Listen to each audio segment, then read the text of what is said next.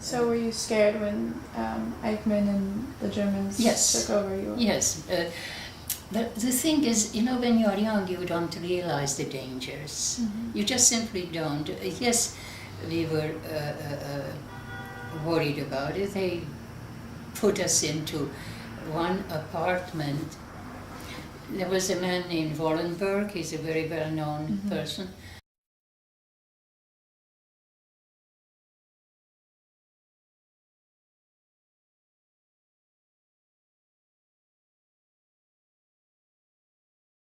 He gave us visas, those of us who managed to get it, and it was to a certain extent it was a protection. But what the Hungarians did, the equivalent of the SS in Hungary were the nyilas. The difference is that the SS were an educated group of people, which is even worse, but the nyilas were thugs, totally horrible people who just made it into the army by hook or by crook, and they were very, very anti-Semitic. And he managed to save a lot of people. What they did, they designated certain buildings as, in Hungarian, védett house, protected house, by Swedish consulates. They moved out all the Gentile people out of the building, and then they moved in Jews from other buildings that had the papers. And what they did is they put a family in a room, so that our apartment had 5 rooms, I believe it was, and each room had a family in it. My mother and I had a very small room in the apartment. It was designated. I mean, you did what you were told. And so this was towards the very end of the horrors. Did you ever meet Wallenberg? No. Never met? No. Not to my knowledge, no. No, but just, oddly enough, the building, when my husband and I went back to Budapest for a visit, the building that he lived in has a plaque on the building with his portrait and his name, because it was one of the houses that was protected by him. Did any members of your family ever have any encounters with the Nyilas? In a weird sort of way, when my youngest brother was in a, as I mentioned before, he was in a home, and the street we were on, the name of the street was Legradi Karjút, so he was a poet.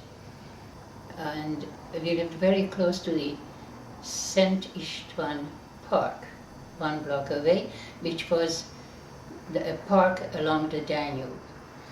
And that the people that were gathered to be deported were marched through our street to the park, where the trucks were waiting for them, and that's where the whole concentration of these people were.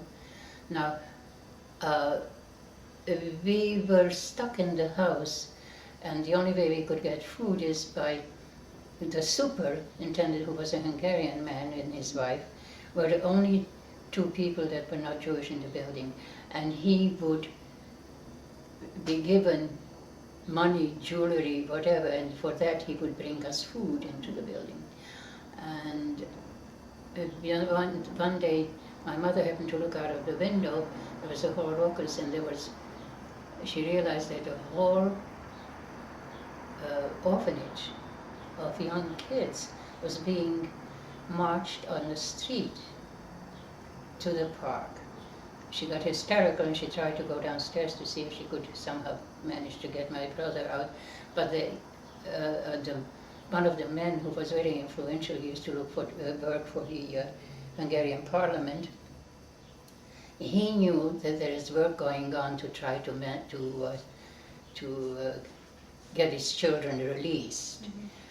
And so he pleaded with my mother and didn't let her go down. Indeed, they did make arrangements. About an hour later, we saw the kids were being marched back.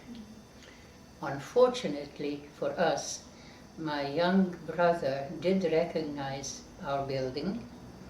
He and a friend of his ran out of the line, somehow managed to do that, rang the bell to the building, super came to the door. Instead of sending him up to my mother, he gave them back to the Nyilas.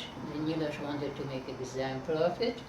They took him to the Danube, shot him and threw him into the water. Now we didn't find out about this until much later, because my mother kept looking for him all over Hungary, trying to figure out what happened, because he and his friend were the only ones missing from the whole. And there was a young man who was part of that home, and he wrote a book. And that's where she discovered the story about my brother, because he described this incident. So did we have something to do with the Nyilas? Not directly, but certainly in a horrible way.